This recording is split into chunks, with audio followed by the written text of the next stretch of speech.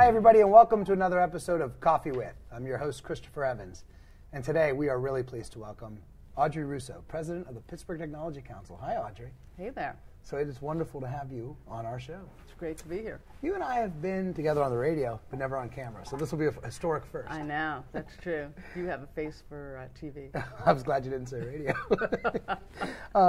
Audrey, the Pittsburgh Technology Council is the oldest and largest trade association in the country. Yeah. You've had a lot to do with the success and growth of that group. What keeps you motivated every day to get up and keep doing new things for it? You know, I actually have the privilege of doing something that's pretty awesome here, being a part of making things happen. But, you know, you don't do this work alone. And so the thing that really drives me is that I get to work alongside and with the best and the brightest. And people who are working on solving really hard problems, people who have huge imaginations and trying to drive change, and people who have ideas that believe that they can commercialize it. So it's almost like, you know, I have a theme, you know, that's called Against All Odds. And I've sort of lived with that for most of my life, believing that you can do anything against no matter what. And that's what this is about, the work that we do. It's supporting people who, against all odds, are going to try and try and try and always, you know, remain at bat. And trying to do some things that are going to change the world, not just Pittsburgh. So when you look at the mission of the council, how would you define it? To ensure that technology companies thrive across southwestern Pennsylvania and beyond. It's the same mission, it's the same vision as it was when it was started 33 years ago by a bunch of guys. What role does collaboration play with some of the organizations that work with the council? You know, collaboration is a tricky thing, right? Because, you know, when you're working in a business environment, the world is very competitive. Right? And so you have to make sure that what you do provides the most amount of value and what people are going to pay for. And that's the same thing if you're running an organization. If you're running an organization like ours, that's a trade association. If you're running a company like the one you work for, it's really looking for profits and return. Absolutely. It's about value. So for me and for others who are in this space, the thing about technology is that the world is moving so fast. And when it moves so fast, definitions of collaboration change each and every moment.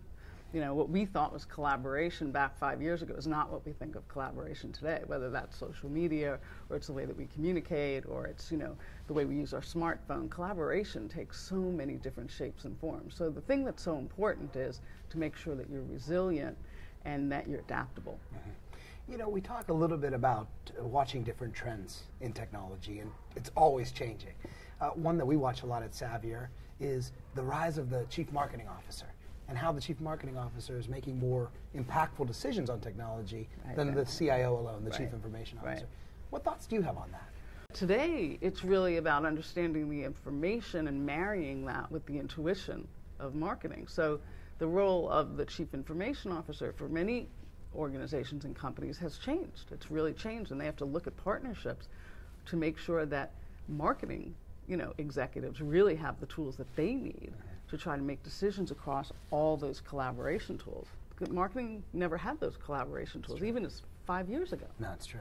It's a whole new So era. that's a very, it's a great time for people to be in marketing.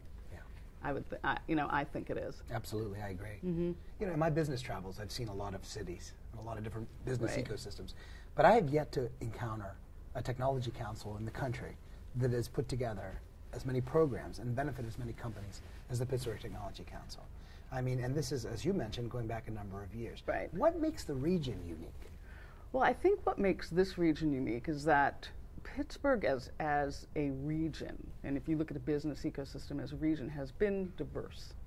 Even though there was the exit of manufacturing of steel back in the 70s and 80s, the region still had a diverse base. So you have a diverse base in universities. You had a diverse, you know, supreme competencies in 2 of the many universities. There's lots of colleges and universities around here that represent research-based, non-research-based, liberal arts. On top of that, you have, you had an aging population where we still have a strong aging population who are now taking advantage of and also privy to a lot of the research that's been going on here in healthcare. And you have lots of money that came from the National Institute of Health that went into the University of Pittsburgh Medical College, the University of Pitt. You know, you're starting to see some, hotbeds of preeminence. So you have this diversification that is not just invested in sort of one market. And I think that spread, that includes medical equipment, robotics, as I mentioned earlier, you can see that we have this intensity now that's across a lot of domains that I think works very favorable to us. And so then you have all the growth of the age between 25 and 34 who have a high concentration of post-secondary education. And we're one of the highest in the country. So, you take those kinds of things, and then on top of that, in many ways, because Pittsburgh didn't have the rapid growth in the 90s and the 2000s, we've almost been like a clean slate. And so it's a place for people to have an impact, make a difference, and they can touch almost anyone in a city of 300 and some odd thousand people in the confines of a geographical structure that rests along these rivers and the mountains. So it's a very interesting complexity of what's here, but it's not just one thing. I like to say that it's many different plates that have been spinning for a very long time. You can trace it back to previous mayors, while we still have all that good leadership that's happening now, and county executives, and collaboration across all of the region, which might even touch into West Virginia and parts of Ohio. So there's a lot of people who live there. And then on top of that, there's this crazy thing that happens that anyone who's from Pittsburgh and you find them in any other city around the world, there's this love of Pittsburgh for Pittsburgh, and the diaspora is very profound. So I guess if you did a regression analysis, there'd probably be like 20 variables, and you could probably figure out which are the biggest hubs. But diversity has been probably the best, the diversity of business and the diversity of educational opportunities in healthcare. Another thing that we have here in Pittsburgh that's pretty hot is the startup scene. What are you seeing that's particularly exciting right now in the startup tech scene? There's a couple of things. One is that there's an ease of entry. The ease of entry is exciting. And a lot of people can think about taking control of their lives in a very different way. What's their life going to look like? How are they going to, are they going to work for someone? Are they going to work for themselves? Are they going to try to develop something of their own? It's never been a better time in the last probably 50 years for people to figure out a way to start something. And what's exciting here is that you can start something and it's not painfully difficult to live here.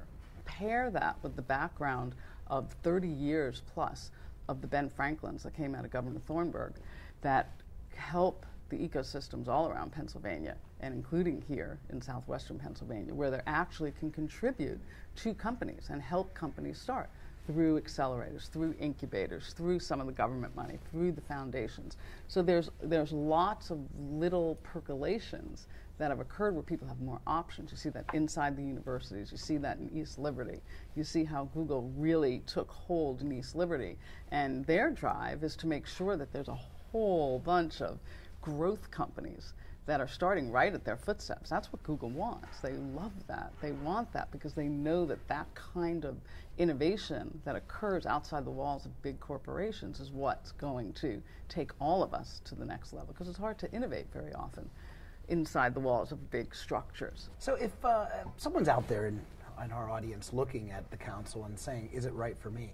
How do they find out more about getting involved? Well, first you can go to pghtech.org and you can see all the different things that we do, and you can figure out ways that your company could benefit. You could see that. You could definitely, reach out. We'll turn around, try to get you engaged, try to make sure that you're receiving the value. Our job is to make sure that you succeed and help you in any way that we can. It takes money.